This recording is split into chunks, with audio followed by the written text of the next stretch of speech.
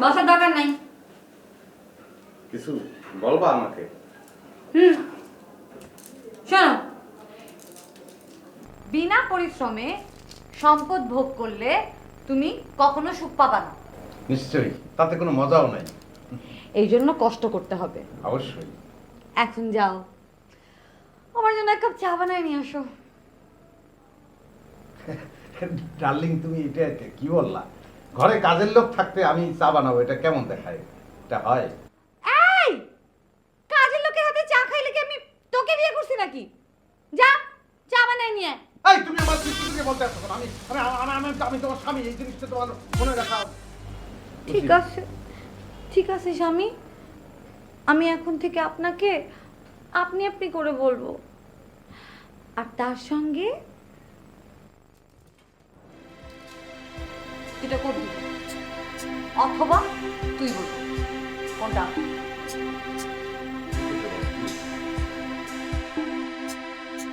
না চা বানায় নিয়ে আয়। অবশ্যই, আমি অবশ্যই চা বানাই আনবো। আমার জন্ম হয়েছে চা বানাই আনার জন্য। আল্লাহ, কোন পাপের শাস্তি তুমি আমাকে দিতে আসো? এই কার সাথে কথা বলিস? আমি কি আল্লাহর সাথেও কথা বলতে পারবো না?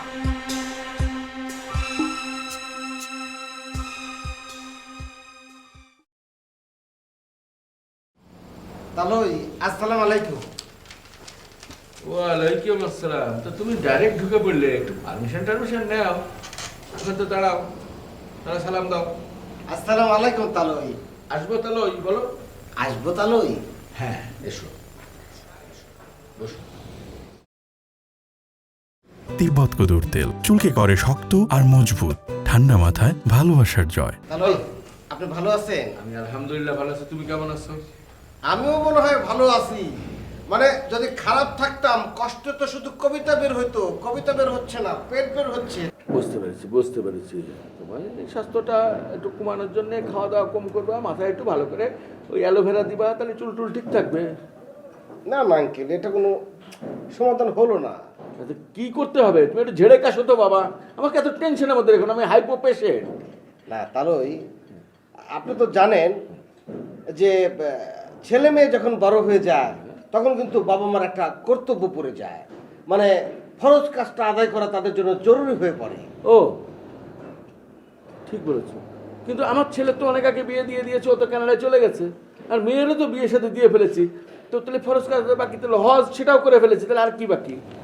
আঙ্কেল, আমাকে কি আপনার ছেলে মনে হয় না? আমি কিন্তু আঙ্কেল আমার বাবা মার অবর্তমানে, মানে বাবা বললেও আপনি, মা বললেও আপনি, মানে আপনি যদি এটা না করেন তাহলে কেমনে কি হয়? ও এতক্ষণে বুঝতে পেরেছি, তোমার তো বিয়ের বয়স হয়েছে, কিন্তু বাবা রে, তোমার যে আমি বিয়ে করাবো, একটা মেয়ে তোমার ঘাড়ে দেবো, তা তার ভার কিরাম করে নিবা? করি না বলে তো আমার কোনো ডিমান্ড নেই। আমি খুব মানে কোন রকম ডিমান্ড নেই আমার ভেতর থেকে, কোন রকম ডিমান্ড। ও আচ্ছা, হ্যাঁ, তাই তো তোমার জন্য একটা পাত্রী দেখা লাগে। পারভেজের মেয়েটা দেখতে শুনতে ভালো, কিন্তু একটু একটু একটু মোটা মতো আর কি। আঙ্কেল, আমি আপনাকে আগে বলে রাখি, আমার কিন্তু ওই পাত্রদের মতো অত বিশাল বিশাল ডিমান্ড নেই।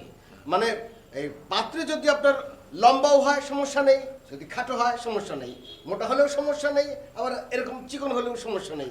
পাত্রে যদি নোলাও হয় তাতে আমার কোনো আপত্তি নেই। মোট কথা, মেয়ের হতে হবে একদম ধনে মানে লক্ষ্মী। বাহ, তুমি তো মহা জ্ঞানী ছেলে হে।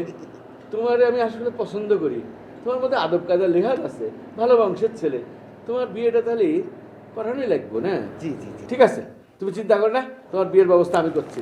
জি। তুমি যেহেতু আমাকে গার্ডিয়ান মানছো, জি। আমি ব্যবস্থা করবেন। হ্যাঁ, আপনি বলবেন যে ছেলে খুবই ভালো, হ্যাঁ। মানে সে খাবে দাবে, বউয়ের সেবা করবে, কোনো রকম ঝামেলা করবে না, বাহ। মানে আমাকে বিয়ে করলে মেয়ে ঠকবে না। বাহ বাহ বাহ বাহ বাহ বাহ, আল্লাহ তোমার বাঁচায় রাখুক। হ্যাঁ, আমি